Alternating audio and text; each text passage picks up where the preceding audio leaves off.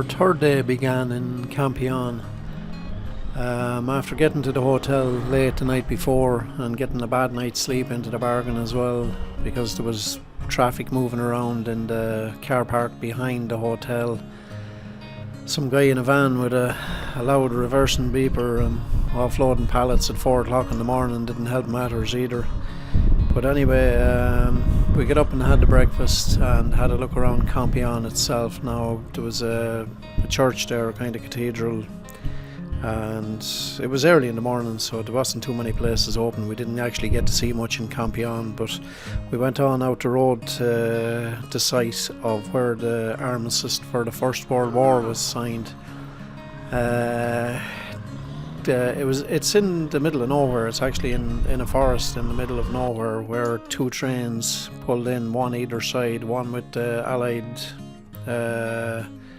delegation on one side and one with the German delegation on the other side. And after 3 days of negotiation, it brought 4 years of the First World War to an end, in which 9 million soldiers died and 7 million civilians died. So actually, Hitler brought the same carriage back to the very same spot 22 years later for the French to surrender to him as well. Now, there's a museum there as well where you can read up all the history about it.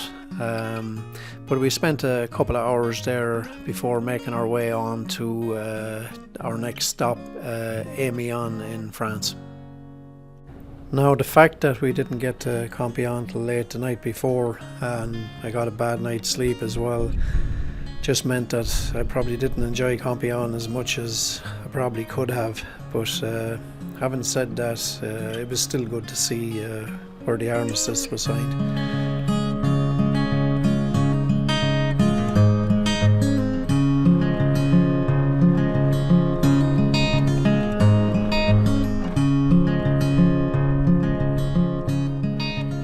We arrived in Amiens to go and see the cathedral. Now, the cathedral is a Gothic cathedral. It's Roman Catholic.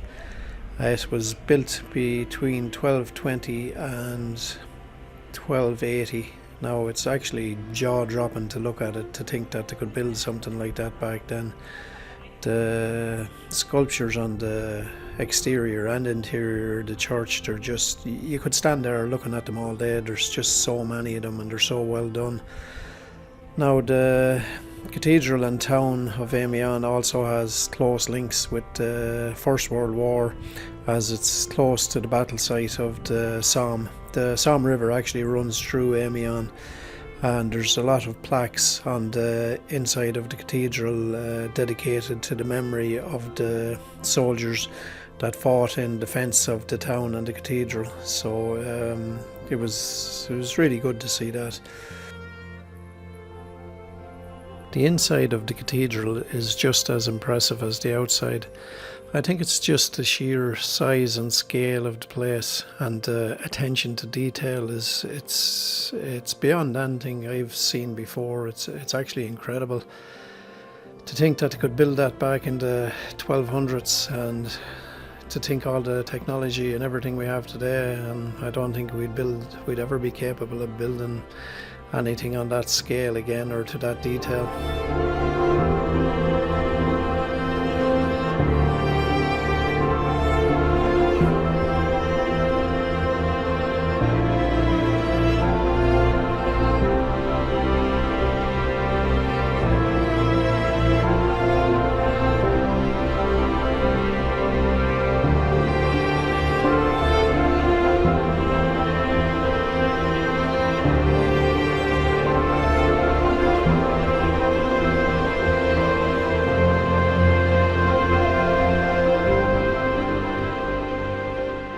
So that was more or less it for day 3. After we left Amiens, we headed for Bastogne, so we had a 2 or 3 hour drive ahead of us. We got to Bastogne, I think about 5 o'clock or 6 o'clock in the evening. Parked the bikes up, got a wash, headed up to the square in Bastogne, sat out and had a pizza and watched the world go by. So that's it for day 3.